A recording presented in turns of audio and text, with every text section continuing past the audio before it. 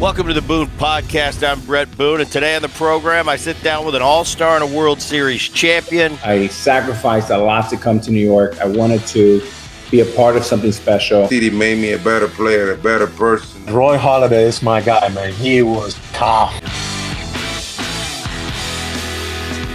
Welcome to the Bret Boone Podcast. I am Bret Boone. Today on the program, I'm joined by a six-time all-star, three-time batting champ. He was inducted into Cooperstown Baseball's Hall of Fame a year ago. And most importantly, we'll get into this later, Joe. I'm fascinated by the guys that get statues. And I know you have it. I was just Minnesota. I saw the Joe Mauer statue. Pretty darn cool. Ladies and gentlemen, Joe Mauer. Joe, it's been a while, man. Thanks for coming on the show. It has. How you doing? It's good to see you. I'm doing good. Good to see you. I was just in Minnesota. The new stadium is really nice. It's the first time because, we played together for a brief second, but for years and years, it was the Metrodome and the baggy in right field. It was a great place to hit. And I was interested in the new stadium. We just went through there. The Rangers went through there and played Minnesota. And I think all the parks I haven't seen, that one is my new favorite. It's a cool place. Explain the difference a little bit in the Metrodome, obviously inside, different world, but when you got the new stadium. Well, it's night and day. I mean, like you said, it's a beautiful ballpark.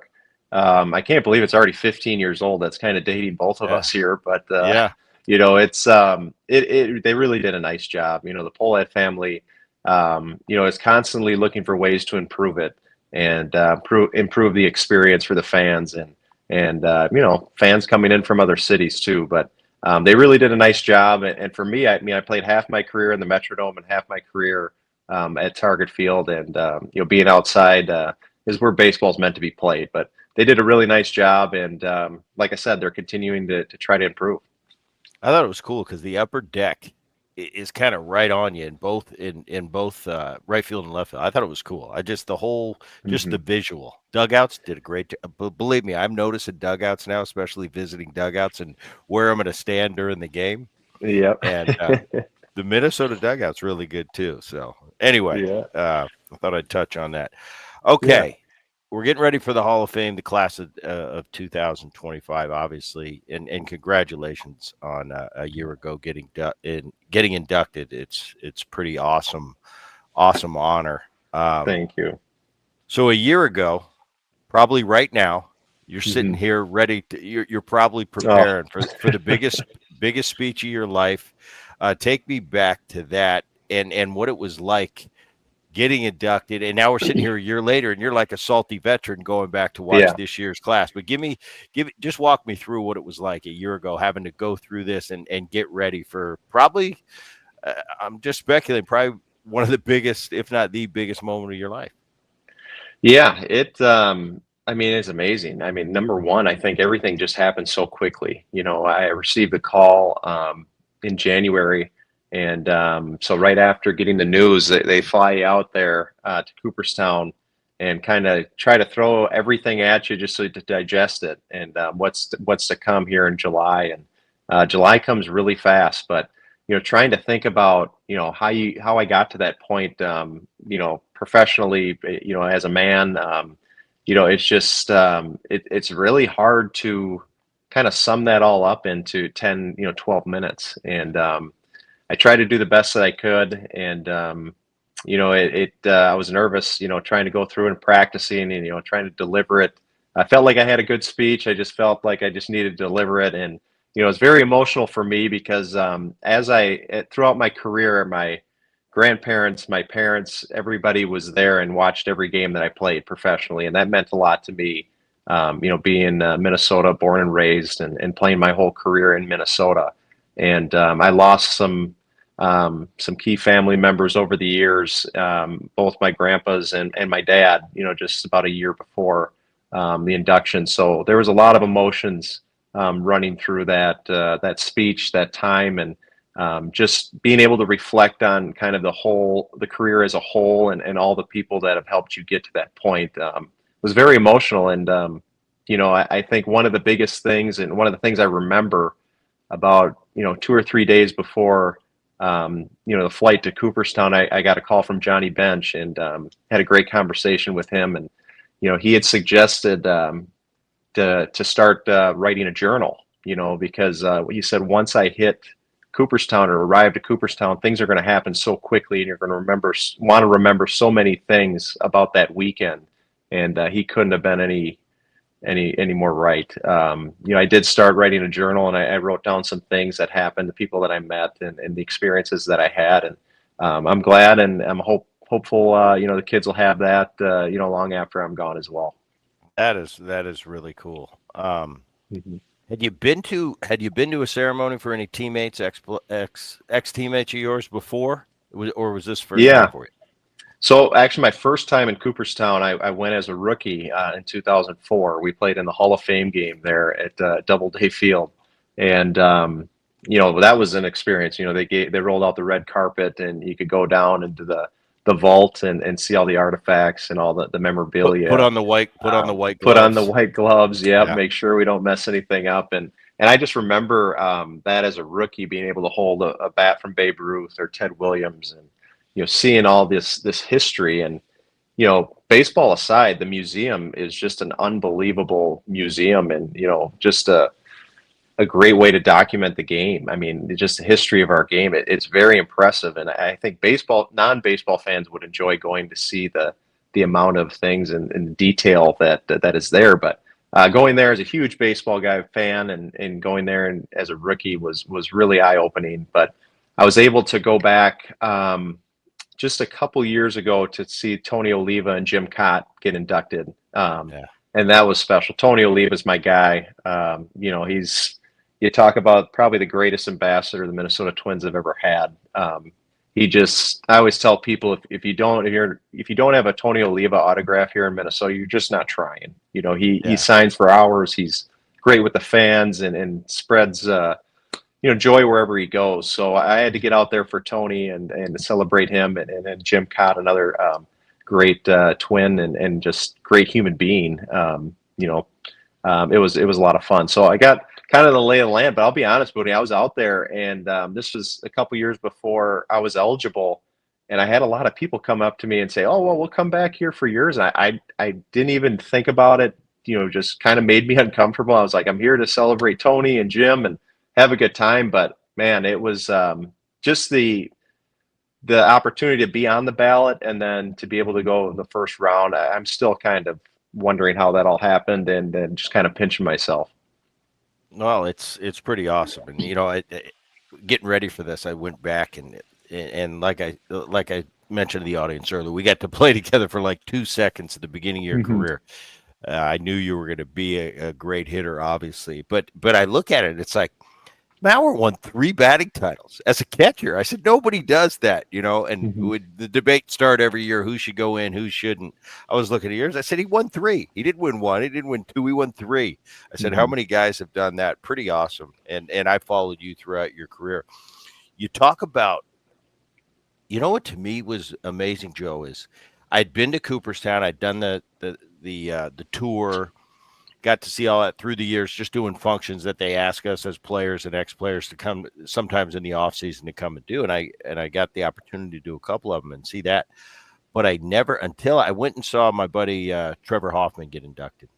And I never knew, I'd never been out to that stage where you guys do your speech and the grass, like the grassy knoll. I had no clue that it was that big of a deal. You see it on TV and you think, oh, there's a couple thousand people there and they flash for the crowd. I got there, and you know how they have the ropes. You were there for the ropes in the front where all the friends and family sit for the inductees.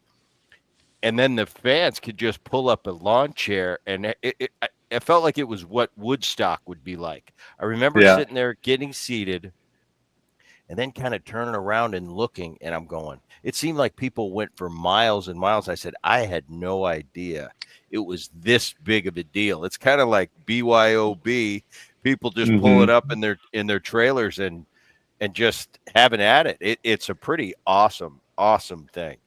It really is. And just like you said, the times that I've been there and seen it last year, you step on that stage and it just goes forever, and they say that Cooperstown is a town of a couple thousand, but on an induction weekend, there could be 60,000 plus. So think of, football stadiums, out there in the lawn. And one kind of cool thing out there, and Cooperstown has so many great, cool little kind of traditions, but people go there and they can bring their lawn chairs, the day before or, whatever, and just kind of set them out there. And it's just kind of like, you just set your chair there and that's your spot. So people respect that. And, if people get there for that weekend, it's a celebration of the game, obviously of the inductees going in, but I'd encourage any baseball fan to go out there and take in an induction weekend, or just, go in the off season and take some time to really go through the exhibits, because they put a lot of time and effort into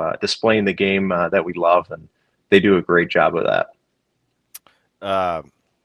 Yeah, coming up soon, it's Billy Wagner, a teammate of mine, Ichiro Suzuki, CC Sabathia, and the late, great Dave Parker are going in soon here to Cooperstown 2025. So for Wagner, Ichiro, and Sabathia, what's going on in their mind right now? Oh man, lots of things. Just probably trying to nail down that speech. That's the number one thing. And it's like the last thing. So we had 4 guys go in, and Leland, Helton, and Beltray, and myself, and I had to hit cleanup. And you got to follow that. Yeah. When I got that draw, I was like, oh no, I'm gonna have a lot of time just to sit there and look out at that sea of people, like you said. But it actually helped me. I think as I was looking out and watching and hearing their guys' stories, and kind of, the guys you played, you're going in with, you know them, but spending that time and that weekend with them and really getting to know them as a human being was awesome. And meeting their families and kind of getting the background, and you find a lot of similarities. Like I said, like our class in general, we had Beltray from the Dominican, like people from all over, but baseball is what brought us together, and you find that you have a lot of similarities between us. But sitting there watching the 3 speeches before and listening, I think calmed me down, because I could look out in the crowd and I could see everybody there that has had an impact on my life and my career. And I think it kind of settled me once I had my opportunity to go up there and speak. You get a swag bag, Joe? Out there, like the Oscars. I always want to know. I know you get the plaque, which is the coolest thing. Do you get like a ring, or they give you like a card, a member's card? Yeah, you get a lot of different perks. One of the things, they give you a replica of the plaque, but it's a little small. Actually, it's right behind me. I think it's like a quarter of the size.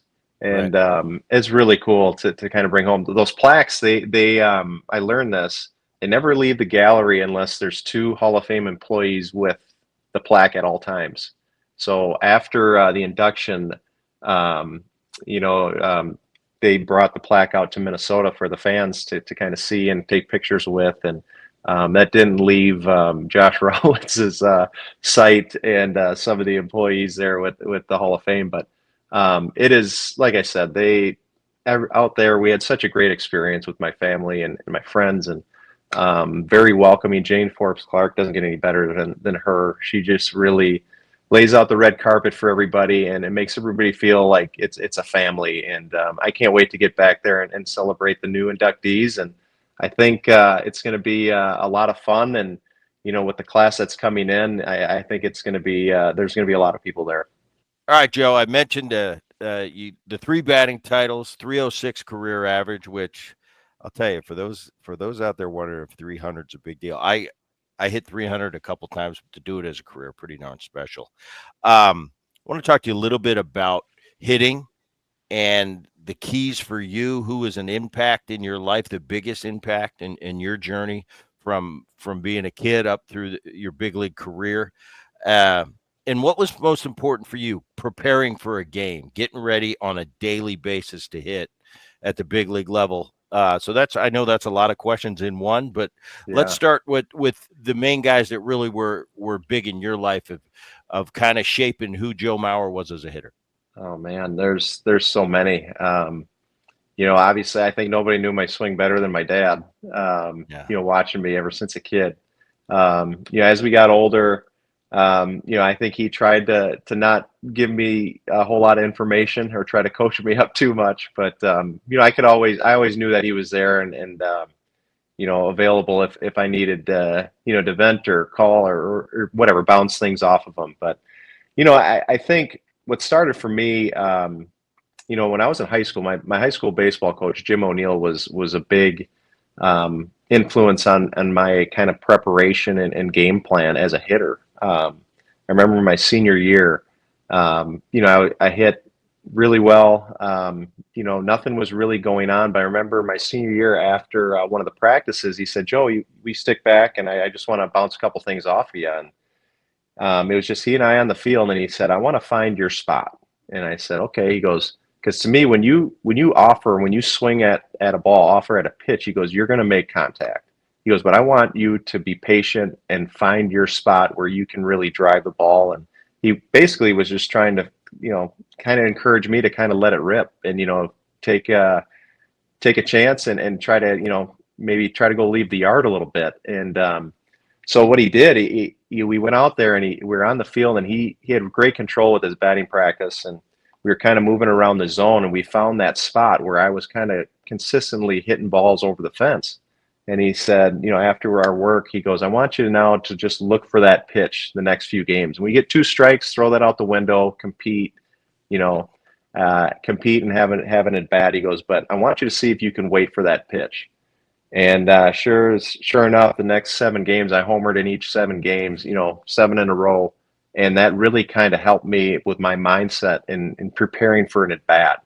And it was like, understanding what I wanted to do at the plate, but also understanding that you can only do so much. The pitcher's got to be able to offer that. But one thing in my career, I was never afraid to hit with 2 strikes. And I think some kids and players out there are. And I think that was an attribute that I had that served me well. But I would have a game plan going in later on in my career, and kind of understanding what the pitcher was trying to do, and trying to have my plan going along with that. But for me, once I got to the big leagues, I learned that it's hard to hit, number one. It's hard to throw strikes, number 2. So sometimes hitters give the pitcher too much credit, and sometimes we give them too much credit. But I would try to figure out what that pitcher was doing well that day, and what their strengths were, and understanding that they're not going to have all their pitches every single night. And leading into another person that helped me along the way, not only as a hitter but as a catcher, was Rick Stelmazik. As you remember, was our old bullpen coach. Yeah. And old time catcher. And I remember my first year in spring training. I was 18 years old, and I got an opportunity to catch Brad Radke for a spring training start. And he pulled us in, and Stelly would always say, "Step into my office, step into my office," and he'd give you some knowledge. But he brought me in to talk with Brad before his start, and wanted to go over what he wanted to accomplish for that spring training start. And he asked me, he said, "Joe, Brad's going to make 36 starts out of this year for us. And how many of those 36 starts do you think he's going to have all 4 of his pitches working?" And, I thought about it. I'm like, geez, Brad Radke, one of the best control guys of his time. I was like, well, maybe half. And he's like, "No, try again and try again." And long story short is he asked Brad, he said, "How many of those 36 starts are you going to have all 4 pitches working?" He said, "Maybe 3. So I took that as, calling a game. I got to figure out, okay, what can Brad execute or my pitcher execute that day? And if we get into a big high leverage situation, he's going to go with his best that day. And that translated into hitting, where I would started eliminating pitches and started looking for that 1 or 2 pitches versus looking for all 4. So I think that really helped me game planning and understanding that, like I said, this is a hard game, and it's hard to hit and it's hard to throw strikes. But if you can eliminate some pitches and key in on 1 or 2, that makes it a little bit easier. That is so on the money. And in my current position with the Rangers, being the hitting instructor is I really try to pass that on to them. It's not about, we're going to do our work and you're going to learn your swing. And we all have these nuances that is with us in our individual swing, but it comes down to the preparation and what the second half of my career when I really would prep from a mental capacity. Going into the series, there were so many different things I'd think about. I would consider the catcher. I would consider if Joe Mauer's behind the plate, and get into your head and think, all right, how has he called games in the past? What's he going to do in certain situations? But then it gets into the who's pitching today? What's my history with him? What has he beat me on? What have I beat him on? How is this series going? Who's in the bullpen? What's my history with those guys in the bullpen? And the one thing about today's hitter that's different from my generation, and we were starting to get to it at the end of my career where I had my hands on some video, but the video that is available now and the technology is I would be a kid in a candy shop just the night before I go to a series. I can watch everybody in that bullpen as far back as I want to go. I can watch what's working for them, what's not working for them. I can find hitters on other teams and see how they're pitched to in situations that might come up. So I would do all that. And now that's all going to go up here. And you talk about eliminated pitches. I talk about it all the time. With my hitters, I said, if you can go up in your first at bat and take a fastball away and just get a base hit the other way. You don't have to hit a home run. You don't have to hit it in the seats. Just a well-located fastball, hit it on a line the other way. You know what? 9 out of 10, and I know you're going to know this because you caught him. 9 out of 10 pitchers are going to step off the mound and go, wow, that was a great pitch, and he just acted like that was no big deal. All of a sudden, for most pitchers, I've eliminated fastball away. So what is that going to do? They're either going to pound me in or going to try to trick me. That's eliminating pitches right there. Now I can sit on your neck and think, he's going to throw me something off speed. Now, the key is once you get it, don't miss it. Yeah. But that's the thought process. And that's why it's fascinating to me when you say, can I eliminate a pitch? It's like that's the whole thing is eliminating a pitch. Because if a guy's got 3 or 4 and he's getting you out with all of them, man, we're standing on deck going, I don't have a plan because he's getting me out with every pitch. Yeah. Go ahead. No, you made a point too about just information, today's game with video and percentages. And I think sometimes it just gets clouded. Sometimes I feel like too much information can be a bad thing, and guys are sitting on pitches because, 46% it's going to be in this count. But is that pitcher executing that pitch that day? Can he execute the day? What's the situation? Is it early in the game? Is it late in the game? Is the runners on base?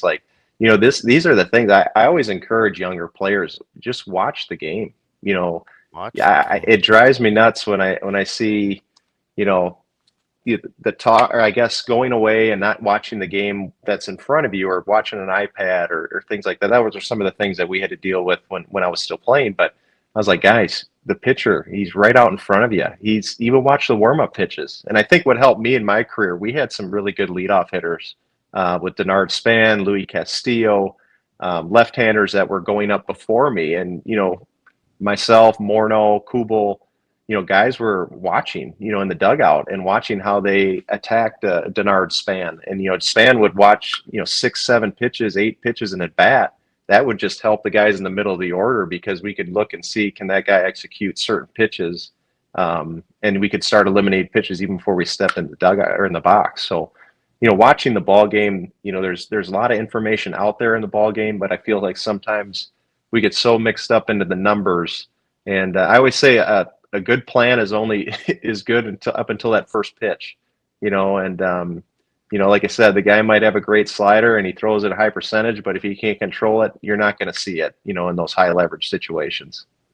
It cracks me up, and you're right on the 0-0 count, X percentage of the time he throws X, and I go, oh, in your situation, is it let's say at an 0-0 count, 60 or 74% of the time he throws four-seam fastball.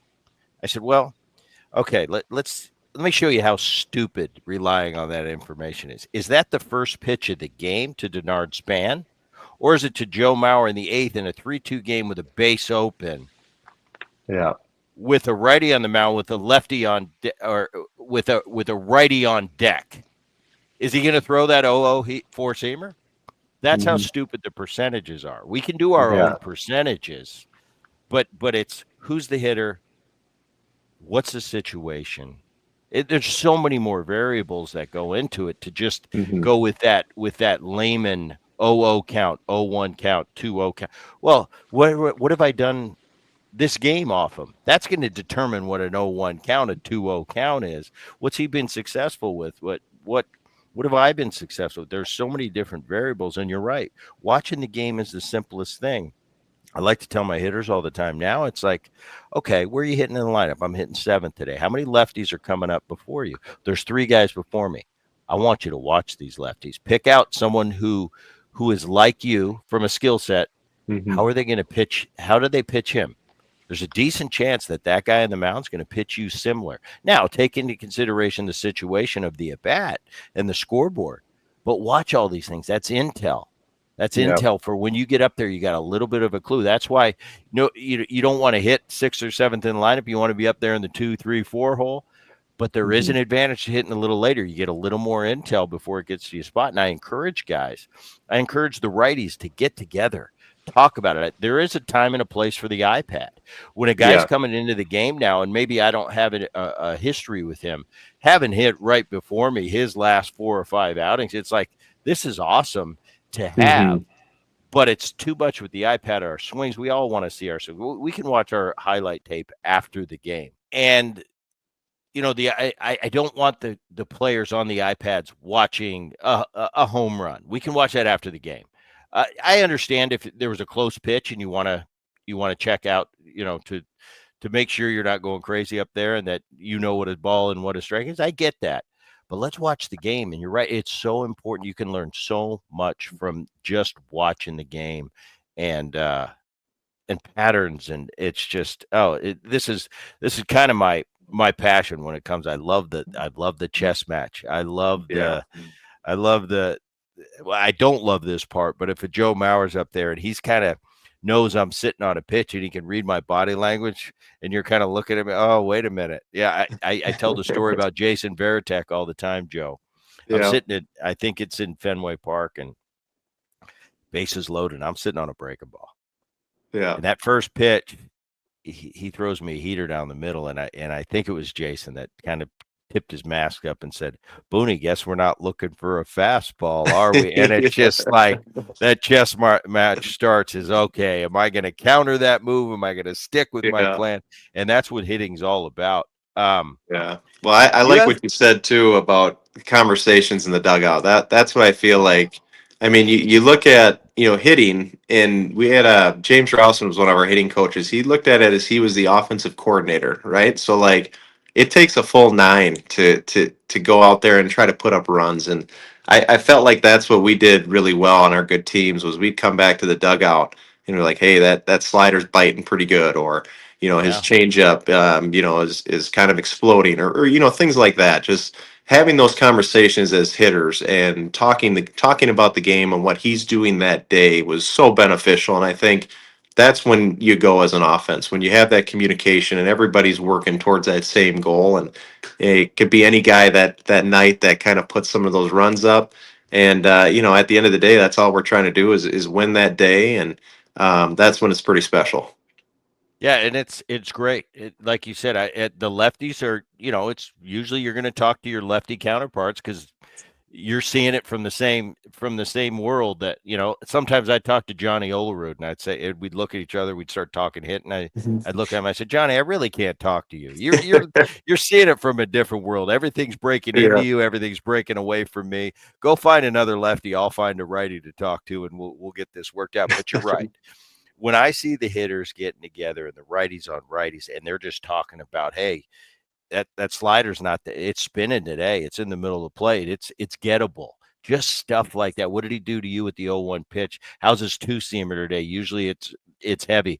It's a little lighter today. These are little things that really that's not talked about enough. But when I see the hitters getting together and talk, it's almost like I just sit back and watch and go, yeah, I don't have to do anything. These guys got it. This is what hitting is. It's not. I can encourage you and just help you with some the experiences I went through. But once I see these guys clicking and talking to one another and not looking at diving for stat sheets, it's like this is where the sausage is made. This Yeah. is where the magic is these guys interacting with one another, going up to each other on the rail when a pitching change is being made. And I just watch these guys like busy bees, and I'm going, this is awesome. Yeah. They don't need me. Once they're at this point, you don't need me for anything except for to maybe hand you an iPad with some with his last couple outings and maybe cue it up for you. It's pretty cool to watch. Yeah.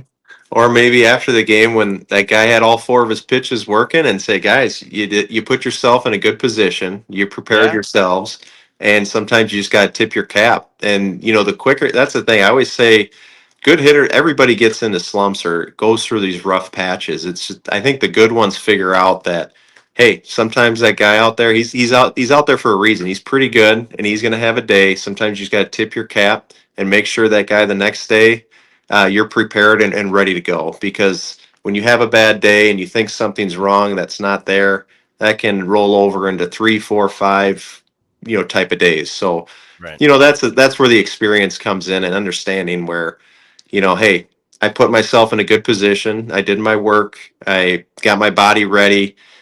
Didn't work out tonight, didn't get the results, but you know what? I'm going to get up and I'm going to do it again. And tomorrow is going to be a new day. And that's where I think the experience is invaluable. You had the benefit of kind of playing in both generations. You started in 04. You retired after the 18 season. Biggest changes for you that you saw from your rookie year to the time you retired, because it changed a lot in that capacity. Everything was well. I'm going to let you talk about Yeah. it. No, I think Biggest thing you saw. number one, information, like it really changed a lot. I mean, I would joke with the guys saying that, in '04, our video was VHS and we had to go back up and watch it, pop a tape in and watch an at bat off of that versus you have everything at your fingertips my last few years. But I think that's the thing. Information, obviously strategy shifts, started to be a really big thing, kind of middle to later in my career. I think, that's the thing. Everybody's trying to find that edge and try to, you know, play and put yourself in a position to win. And the game just evolves. And I just think, and obviously hitting at the top of the order and kind of, the pitching matchups, things started to really change. I hit third. I remember earlier in my career, that starter, I would see maybe 3 at bats versus, at the later in my career, I might see him for only 2 or maybe 1.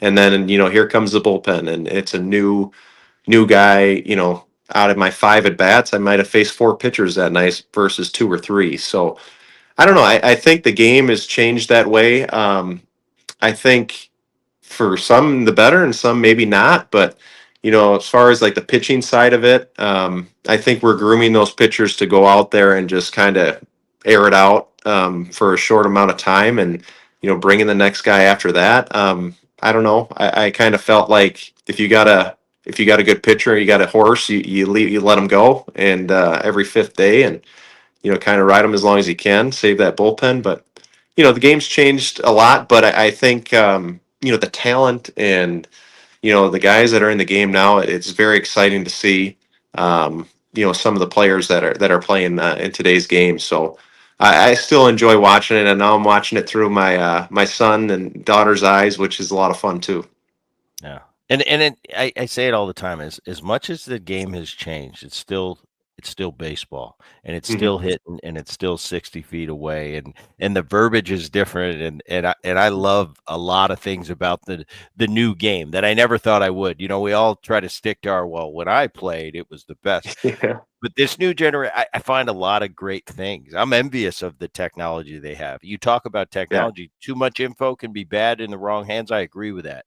It can be a detriment. But if you know how to use the information and process and use what you need for your particular skill set, I think it can definitely benefit you used in the correct way. But I love talking with my hitters today and watching them. And the toughest part for me, Joe, has been just a living and dying with them. It's like I have 12 Yeah. kids out. It's like I got 12 kids out there, and I'm pulling so hard for every one of them, and I'm living with their failures, but I'm also living with their success and trying to keep it all together and poised and that cool face. But it's a roller coaster, and it's interesting, but I love it. In the verbiage, I tease them all the time. They'll be like, well, that's a 104 at 40 degrees. I don't know any of these numbers. And my Yeah. answer to them is, no, you smoked that ball and it didn't go out of the yard and it should have. Mm-hmm. But that's what they talk about. The vert on the slider. I said, that's what we call a really good slider. Or, they'll have the numbers for a sinker. I said, that's a heavy sinker. That's a light sinker. So as much as it's changed, it's just the verbiage that's changed. Yeah. They use numbers. We never use numbers. When you started in 04, there was no vert, there was no exit velo, there was no launch angle. It was just, I smoked that ball. That's a bullet. It got in on me a little bit. I didn't hit it as good as it looked. We just talked in a different way. But as much as I tell the guys now, I said, as much as it's changed, it's really still the same. And it's been the same for 150 years. It's the best pitchers on earth facing the best hitters on earth. And we're trying to get a hit. So that's not change. It's just everything else. The minutia gets caught up in the craziness of all the info we have, but it's still the same. I want to talk to you about, your hitting device, the Mauer. What was it? The Mauer quick sing invented by your father, I believe. Yeah. Tell me a little bit about that. I know you did commercials. I know a good friend of yours and a guy that I got to have as my hitting coach one year, and I got a ton of respect for one of my favorite players. I used to, when I was a kid, I'd come out early just to watch him hit batting practice. That's Paul Molitor, Hall of Famer. I know you guys are high school. You went to the same high school. He's been he was your skipper for a while, probably been a big part of your life in Minnesota. But I know you and him, I read, you tell me if I'm right, you guys were endorsing this. I don't know what it is. It's the Mauer quick swing, but you did commercials for it. Molly was one of the guys doing it as well. Tell me the backstory. Well, yeah, that's like I said, Paul Mahler obviously had a huge impact on my career and life, and he the getting to the quick swing. So my dad came up with this hitting contraption, and basically he did it because I grew up in Minnesota. We have our winters here. It's hard to get swings in, year round, and sometimes a lot of kids will go out in the garage and have cage, or like a cage or a sock or whatever, just set up just to get some swings in. So my dad, I'm the youngest of three boys. I think he just wanted to get us out of the house because we were running around, throwing balls left and right. But he built a little hitting device, and it's basically like that drop drill. So, like, if you have a hitter up there and you put your arm out and you just drop the ball, they got to be short and quick to the ball. And so, what my dad did is he went to, the local hardware store and got a bunch of PVC pipe and had an old coffee can, put some concrete in there and set it up. And so, where I could feed it myself, and it could come down and roll, and I could adjust the nozzle so like I could see the ball, and then if I put it straight down, it was just a straight drop. So I had to be quicker doing that. So basically, it was the ball was moving, so it was helping my hand-eye coordination and just being short and quick to the ball. And I think that really helped kind of develop that my path, to the ball. And like I said, I didn't have a whole lot of extra stuff going on for timing. And as I got older and guys threw harder, that became pretty key for me in my swing. I had a pretty simple setup, and I that's the thing. I just thought, the less things I had going on, the more consistently I could get the bat in the hitting zone and where I wanted to be. So that was kind of my approach. And Paul Molitor had the same kind of swing. When he was in his day, he was short, quick, So we had some family friends. St. Paul is St. Small here. Everybody kind of knows everybody. And we asked him to what he thought of it, and he was kind enough to kind of help my dad and us out in that kind of campaign. But yeah, it's something. I still have the original one here at my house. My little guy's using it, and we would also vary the ball size. So like I would use wiffle balls, I'd use wiffle ball golf balls. We were remodeling our basement, an old St. Paul home at the time. So my dad cut up these old like lead pipes, about this size. So varying the bat size, and it was a lot of fun. But it was something to get us out of the house to swing, and we had fun doing it. But we also were kind of sharpening those skills, those hand-eye skills, and being short and quick to the ball. That's very cool. Yeah. All right. I got a couple more questions. I'll let you get out of here, but I'm really interested. I was reading something about the art of catching now has changed with the strike zone and the framing and the guys. You hear the critique all the time, the guys on one knee. And I've always been a guy that liked, when you talk about robo umpires or this new the new automated strike zone, the old school guy in me said, no, I want to, I love the human element. I love this. But the more I watch the game and I see that everything's about framing, and the umpires are probably as good as they've ever been and critiqued as heavily as they've ever been because of the technology we have. When you were just coming into the game, it was kind of to our eye when we'd watch a game, whether it was a ball or a strike. There was no, box. I hear the commentators every day. That's all they talk about. If you miss one pitch outside of the little box, oh my goodness, you're a terrible umpire. When you came up, the umpires were, certain guys were low ball umps, or guys were high ball umps. The strike zone was wider, and he kind of developed in the first couple innings what his strike zone was going to be. And the good ones were very consistent in what they were calling. And we knew that as hitters. We knew at 2 strikes what was going to be a ball, what was a strike. We had to protect. Some days it was a little more. He was given a little more on the outside edge, but he was giving you a little bit more as a hitter on the inside edge. And the good ones were really consistent. Well, it's all changed.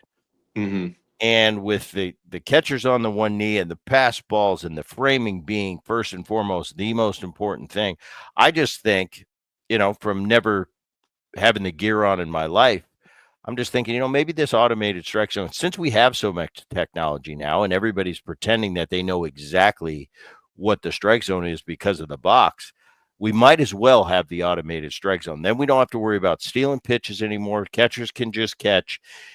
As a hitter, you're going to know exactly what the strike zone is every day because it's going to be computerized. And as long as the technology is up to snuff and legitimate, I'm getting to a point where it's like, let's just have it so we can get on with the game, and not everything isn't so critiqued. And I don't hear this umpire griping and the catchers, everybody trying to frame everything. Anyway, that was long-winded. Without ever being a catcher, Joe, give me your thoughts on whatever you make of what I just said. No, I'm kind of right there with you. Like you said, I love the catcher umpire relationship. And at the end of the day, I mean, umpires are human, and they're out there. They want to make the right call. At the end of the day, they want to be right. They want to. I mean, they're out there because they love the game and they want to be a part of the game, and they're trying to make the right call. I guess it's like, where are we headed? If it is that strike zone, the automated strike zone, um, then I don't know. I think that relationship changes, which is fine. But I feel like today there's so much glove movement, so much thing that I almost feel like in today's game, I feel like the catchers are trying to trick the umpires. Where I felt like it worked more for my benefit when I was catching to present that pitch and work with an umpire, if that makes any sense. Yeah, it does. Now if we're going to the automated strike zone, which when they get the technology, I think that'll be very accurate, and I think that's everybody's goal. I think that pitch framing, that presenting that pitch, kind of goes down as not as important. But I'm with you, Booney, with the knees down and kind of all the different movements. For me, a pass ball is is like the worst thing ever. It's like striking out for me. You know, like to let a ball get behind me and to let a runner advance, to me, that is one of the most important parts of my job. Is I got to keep the ball in front of me. I got to keep that double play in order. I want to keep those runners out of scoring position. Trying to, limit them taking that extra 90 feet. And I feel like the feel that I'm getting across the league is that, that one knee, I'm trying to get that low pitch is a little bit more important than keeping those runners from taking that extra base. And I disagree with that. But I don't know. I guess it'll be interesting to see where we go with the technology and the calling the balls and strikes. Because for me, I wanted to give that umpire behind me the best look possible to try to get that strike for my pitcher. And if it's a computer, then that really won't matter if this does go in the direction that I think it's going to go in. But at the end of the day, I think everybody wants to make the game better and to get those calls, higher percentage right. And I'm kind of for that, to be honest. Yeah, I've kind of turned full circle on it, and I welcome it now, because that's what bothers me too, is that the moving up 90 feet. Now, okay, if the framing becomes the central and most important, okay, but there's a context when you frame, when there's a runner on third in a tie ball game late in the game. We've got to make a decision here. That ball cannot go to the backstop. You cannot be on one knee with a guy out there, maybe with a nasty split or an out pitch is a slider that he bounces, that I'm going to block if I'm in position to block it. But if my first thought is I've got to frame this pitch perfectly, that and blocking it isn't the precedent. And all of a sudden you're going to the backstop, and I'm going, I can't lose a game that way. I can't, Yeah. But I see it in today's game all the time. And I'm like, how can we not? Okay, I get the one knee when nobody's on base and we're trying to get a pitch here, but when the game's on the line and we got runners all over the place out there, our first and foremost, we got to go to, all right, I got to be that hockey goalie, and this ball's got to drop in front of me. So that's where I kind of draw the line. And that's the thing. How important is it? And we talk about it too. I mean, it changes the at bat. Whether there's a runner on first, getting that extra 90 feet to second, now he's in scoring position. That changes the at bat for the hitter. I mean, or even from second to third, one or nobody out. Now all of a sudden, as a hitter, if he moves to third, I just got to get a pitch to the outfield, and we got to run. So it changes. Like you said, if nobody's on and you think you can get a couple, that's fine. But I don't know. It feels to me like when you're on the knee, you're a little limited on being able to go, in one direction, to block a ball and to keep it in front of you. So for me as a catcher, like I said, it doesn't matter if there's a runner on base. I got to be able to keep him there, and whether that's making sure the pitcher's changing up his delivery times and slide stepping, and just you try to do as much as you can to eliminate that extra 90 feet. And I just feel like we're getting away from that a little bit. You got it. Well, Joe Mauer, I appreciate you doing this. It was great catching up. What a career. Congratulations again on the Hall of Fame. You're getting ready. You're going back to – you got to go here in a couple of weeks. Yeah, we're heading back. I'm excited. Great class that's coming in this year. A little more relaxing this year. Very relaxed, which would be great. And you know what? I'm excited to see, Ichiro and all of Japan will probably be out there. Obviously, CC was the first pitcher I faced in the big leagues. And, to watch him going in, we had some battles over the years, and then Billy Wagner as well. It's going to be a great time. And, so unfortunate with the news with Dave Parker, just passing away right before this happened. But I'm sure we're going to celebrate him, his life, and his career the right way as well. But really looking forward to getting out there and taking it all in. Well, Joe, once again, I appreciate it. Great career, great guy. It was great catching up with you. Good to see you. For those of you watching the Bret Boone podcast, we're now on YouTube. Check it out. For those of you listen to the Bret Boone podcast, download it wherever you download your podcast. And until next time, keep it here.